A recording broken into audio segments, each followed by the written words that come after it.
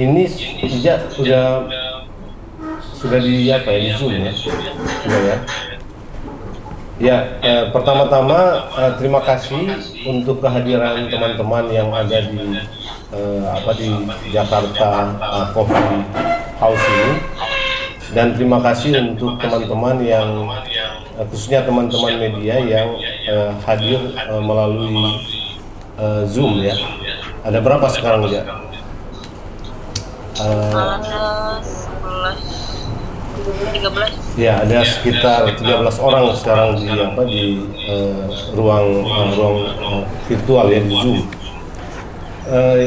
Ya, diskusi kita kali ini dilaksanakan oleh kami komunitas pemilu bersih yang kami deklarasikan tanggal 27 Februari tahun 2023 lalu gitu ya. Jadi sebagaimana yang kita tahu dan kita sudah jelaskan, komunitas pemilu bersih memang ingin mendorong proses-proses pemilu kita itu, atau proses-proses demokrasi pada umumnya itu berjalan secara bersih gitu ya.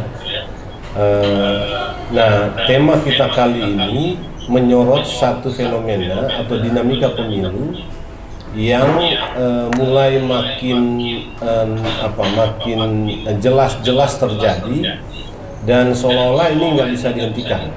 Bahkan kami mendengar banyak informasi bahwa memang ada desain yang sengaja ya untuk melakukan mobilisasi birokrasi ASN, TNI, Polri, dan kehakiman untuk mendorong kemenangan satu pasangan calon dan mungkin beberapa partai politik yang bergabung dalam koalisi tersebut.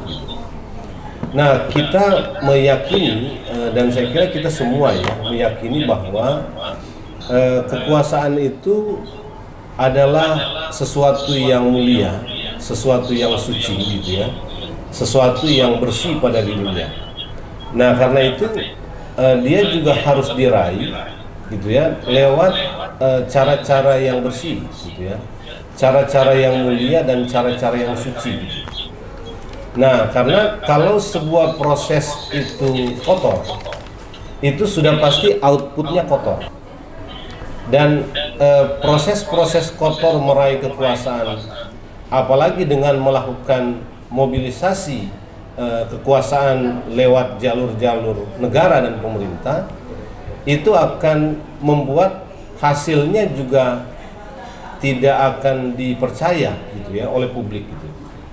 Dan kalau hasil tidak dipercaya oleh publik, itu akan punya implikasi panjang terhadap jalannya pemerintahan, jalannya demokrasi setelah pemilu selesai gitu. Jadi kita prihatin dengan situasi seperti ini gitu ya, karena cara-cara sesat ya atau jalan sesat dalam meraih kekuasaan lewat jalur-jalur negara itu sekarang marak di lapangan. Banyak sekali informasi kami terima dari teman-teman yang ada di lapangan, atau bahkan kalau kita lihat secara sepintas di media-media sosial kita.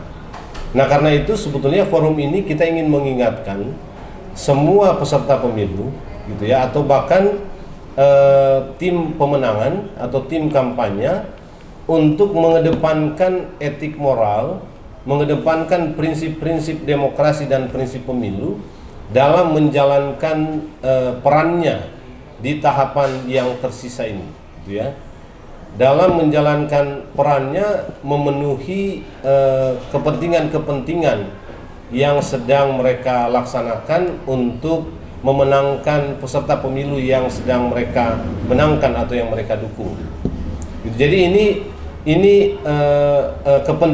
kepentingan kita gitu ya, karena kita melihat terlalu transparan pengerahan alat-alat kekuasaan yang semestinya tidak boleh gitu ya untuk mendukung salah satu pasangan calon dan mendukung pemenangan peserta pemilu atau partai politik yang lain dalam dinamika dan proses tahapan pemilu kita sekarang ini. Nah, kita berharap ya pemerintah mendengar atau presiden mendengar gitu ya, kita berharap juga peserta pemilu mendengar, baik partai politik maupun pasangan calon, gitu ya, untuk tidak melaksanakan yang seperti ini lagi dalam kurun waktu 1 bulan lebih menjelang hari H. 1 bulan masih. Ya, 1 bulan. Ya, karena ini tanggal 14 ya. Ya, tapi bukan Valentine ya. Ini masih 14 Januari gitu ya.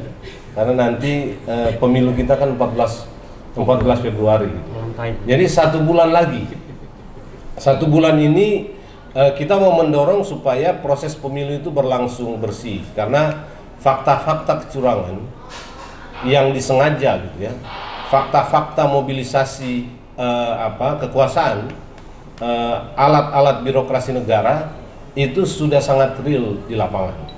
Nah, kita tidak menghendaki praktek-praktek seperti ini sebetulnya mengotori hasil pemilu yang nanti akan ditentukan oleh masyarakat Indonesia itu pada tanggal 14 Februari 2024. Kita belum tahu siapa yang terpilih, yang menjadi, dan kita nggak punya urusan sebetulnya dengan siapa yang mau terpilih, antara 1 sampai 1, 2 atau 3 gitu ya, atau partai politik, 18 partai politik dan 16 partai politik di Aceh gitu ya, 18 partai politik nasional dan 6 partai politik di Aceh. Kita nggak ada urusan dengan siapa yang akan terpilih dari semua itu gitu ya, tapi yang kita urus itu dan yang menjadi keprihatinan kita itu sekarang adalah bagaimana kita mendorong proses bersih, bagaimana agar peserta pemilu, pasangan calon, tim kampanye itu tidak melakukan praktek-praktek kotor, apalagi dengan mengerahkan birokrasi negara gitu ya, menggunakan birokrasi negara sebagai alat untuk pemenangan pasangan calon tertentu atau partai tertentu gitu ya, sebagaimana banyak informasi yang sudah kita dapatkan selama ini. Nah, saya kira spirit kita itu ya, kita ingin mengajak semua masyarakat mengkritisi fenomena ini supaya betul-betul pemilu ini menghasilkan orang-orang peserta pemilu yang akan duduk di DPR dan menjadi eksekutif kita, itu orang-orang yang terpilih melalui sebuah proses yang bersih, proses yang mulia, dan proses yang bermartabat gitu. Ini yang penting dan menjadi menjadi kepedulian kita. Nah, karena itu kita melaksanakan diskusi kita kali ini. Mudah-mudahan dengan diskusi ini saya kira kita semua diingatkan ya bahwa proses itu juga penting gitu. Tidak semata-mata hasil. Karena kalau proses cacat, sudah pasti hasil itu akan tidak dipercaya publik. Akan ada delegitimasi publik tentang hasil itu. Kita ingin pemerintah yang terbentuk hasil pemilu ini adalah pemerintah yang bisa bekerja setelah 2024 gitu ya, dan mendapatkan kepercayaan dan simpati publik yang kuat. Supaya apa? Supaya katanya kita bisa merencanakan hal-hal baik dalam rangka Indonesia Emas 2045 kan gitu ya. Ini Indonesia ini maksudnya raih medali emas atau apa ya? Jadi pokoknya Indonesia Emas 2045 gitu ya. Ini kan masih sekitar berapa? 20 tahunan lagi ya, 26 tahun lagi setelah 2024 ini. Jadi ini penting sekali menjadi semacam, jadi pemerintahan yang akan terbentuk di 2024 ini, hasil pemilu 2024 akan menjadi pijakan yang baik untuk mewujudkan Indonesia Emas 2045 nanti. Jadi ini yang menjadi catatan pengantar. Terima kasih teman-teman yang sudah hadir di sini. Beberapa ini memang aktivis komunitas pemilu bersih juga, tapi ada Pak dosen, nanti ada salah satu akademisi kita, Mbak Bibip, yang sekarang masih dalam perjalanan menuju ke tempat ini. Mungkin sebentar lagi dia akan tiba di sini.